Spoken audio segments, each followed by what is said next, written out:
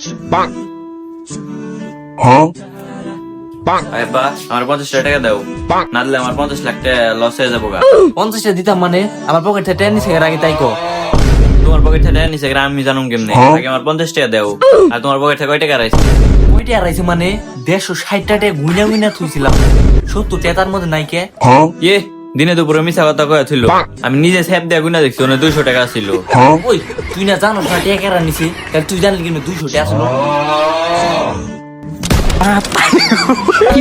না রে। গলা হুগাই গেল গা পড়তে উঠতে। ওই ছাই পানি গ্লাসটা লয়ে তো খবিস, তোর কি কই শুনস না? খবিস কই পানির গ্লাস না লিগে শুনে না। ওই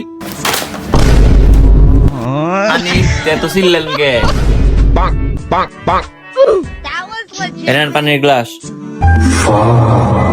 নেন। পানির গিলাস আনছা, পানি কো।